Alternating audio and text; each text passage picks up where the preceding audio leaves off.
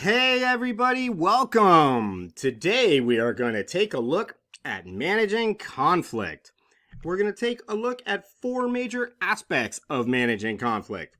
We're going to start off by talking about meta-communication, likely a term that you've already heard before. We're going to talk about communication climates. We're going to talk about conflict, which makes sense, right? We're going to talk about developing assertive messages. So, relationships, they are wonderful, they're fabulous, but they are messy and they take a lot of work. But they are absolutely beautiful and indispensable to having happiness in this life as a human being. So, in order to do that, oftentimes we need to employ meta communication, which is talking about the communication. Meta communication literally means communicating about communication. We're talking about messages that refer to other messages, communicating about the communicating. Or are we discussing things good in this situation? Is there a better way we could discuss things in this particular situation? And effective meta communication creates positive communication climates. So what are communication climates? Yes, we mean climate, just like the weather. We talk about it as the emotional tone of a relationship, as it's expressed in the messages and the patterns that senders give and receive, right? The tone. Is it dark? Is it rainy? Is it bright and sunny? Just like the weather. So we have a couple different types of messages. We have confirming messages, which are essentially actions and words that express respect and show that we value the other person. They show recognition of a person, like when they walk in the room. Someone walks in a room and you say, hey, you haven't seen them for a couple hours. They've been down the hall. That's showing recognition. You acknowledge the other person's thoughts and feelings, even if you completely disagree. We talked about mirroring in this course and giving feedback. I'm hearing that you're thinking this and that you feel about it like that. We're confirming that we value the other person's thoughts and feelings. We don't have to agree, just that we value them. And as you might imagine, if we have confirming messages, we also have disconfirming messages. These are essentially actions and words that express a lack of caring or respect. It's all the opposite of everything we just talked about.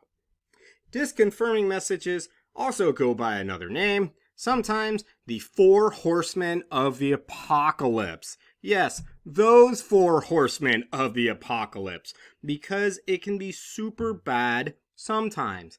But if a relationship has them often, it can be in serious trouble. What are the four horsemen? It's when we criticize each other. We say things like, you're always late. And when we show contempt, like, oh, you suck. And when we are defensive, oh yeah? Well, you're crazy about being on time all the time.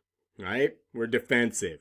Or just stonewalling, avoiding talking to the person at all. You just shut them out. You give them the silent treatment. When I first heard about this type of messaging, I was at the community college, first year after high school, taking a class called Marriage, Courtship, and the Family from, swear to God, her name was Mrs. Friend. It was fabulous. She was a great teacher. And as we went through talking about different types of ways of managing conflict, she asked for people to volunteer. Oh, I've done that. Oh, I've done that. Or I've heard someone do that. I've heard someone do that. By the time we got to the end, I hadn't really claimed anything.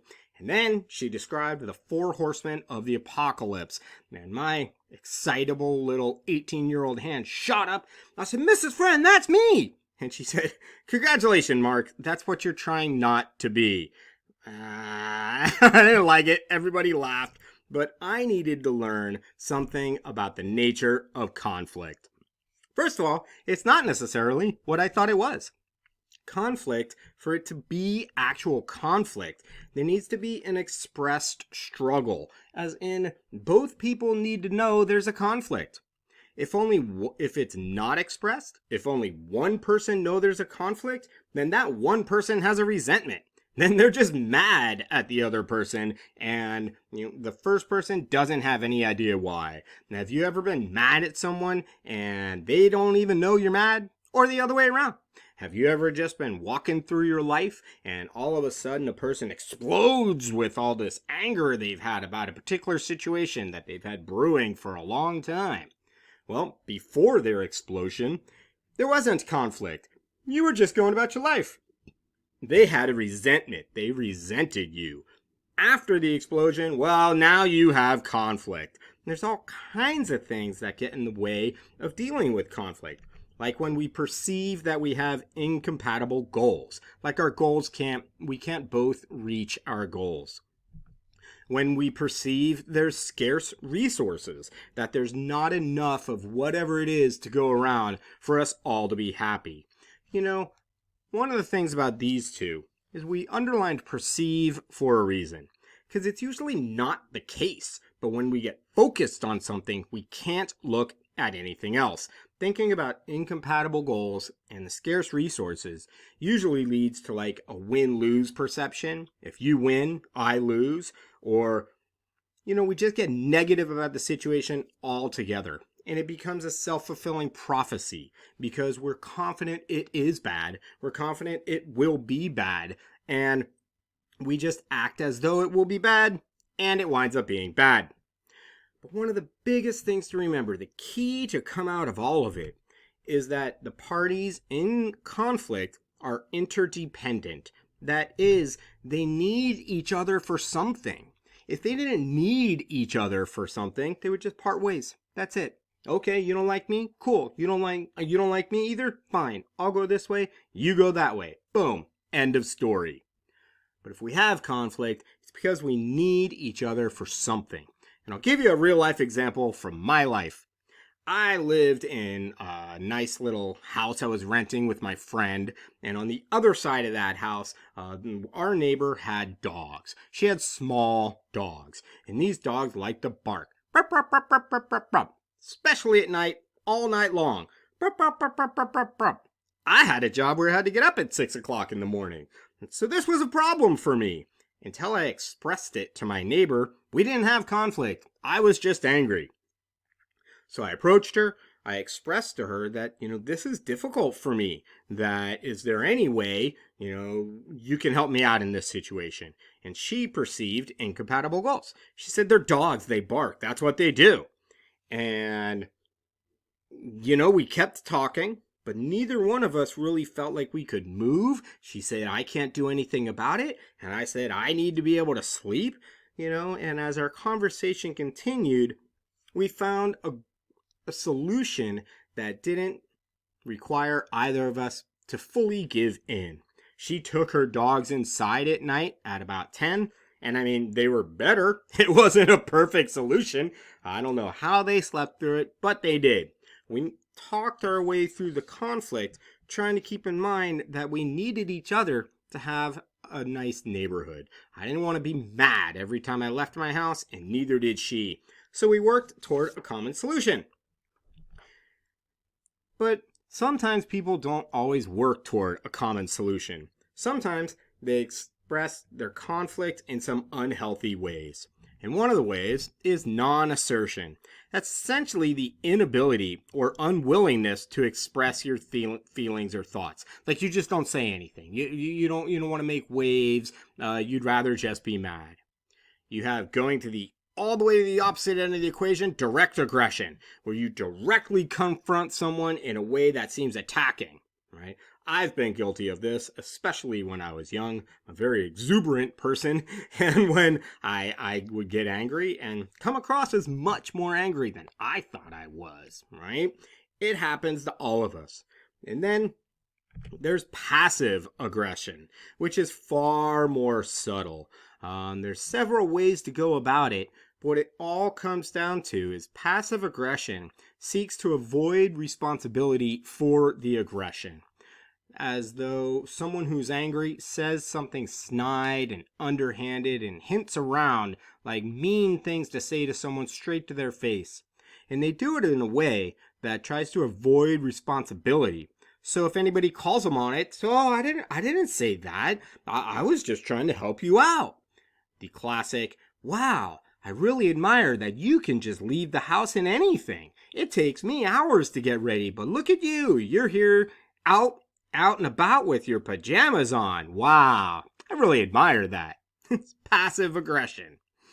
We have indirect aggression, where you don't want to directly talk about the issue.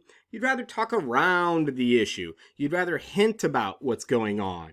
It's sort of a roundabout way to help the other person save face, to help the other person not be embarrassed. For instance, if people are staying really late at your house and you'd like to ask them to go, but you feel kind of bad about it, maybe you would yawn a lot. And you'd start making yourself some tea. Maybe you'd go put on some more comfortable clothes. Indirect communication. And then what we're trying to work toward is assertion. Assertion is clearly expressing your needs, thoughts, or feelings directly without judging others or dictating to them. It's one of the major goals of this whole class. So we're trying to get toward assertion.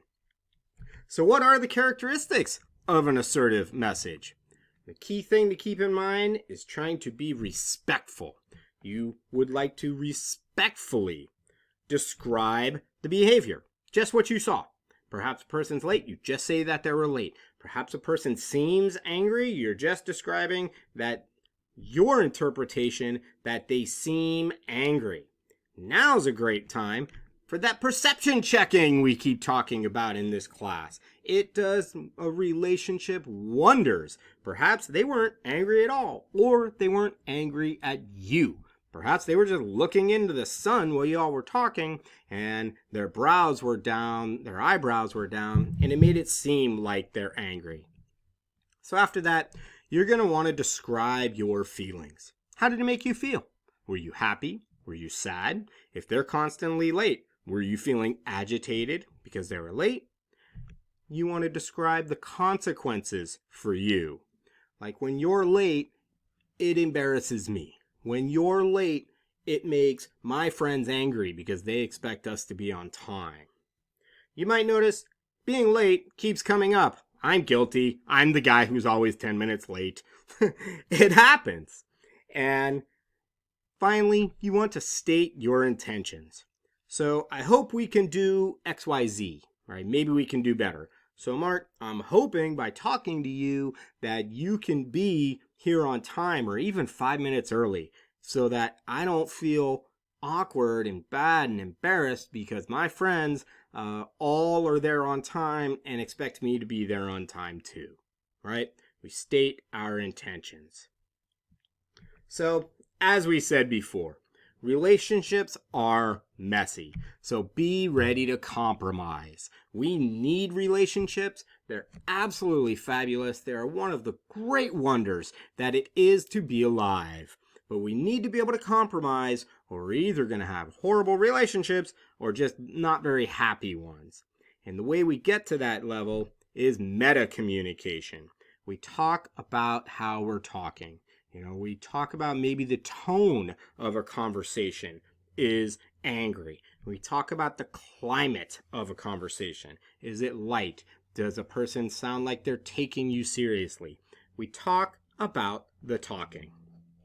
So today, we've taken a look at 4 tried and true methods for managing conflict. We looked at meta communication. We looked at communication climates, like the weather. We looked at conflict, and we looked at creating assertive messages.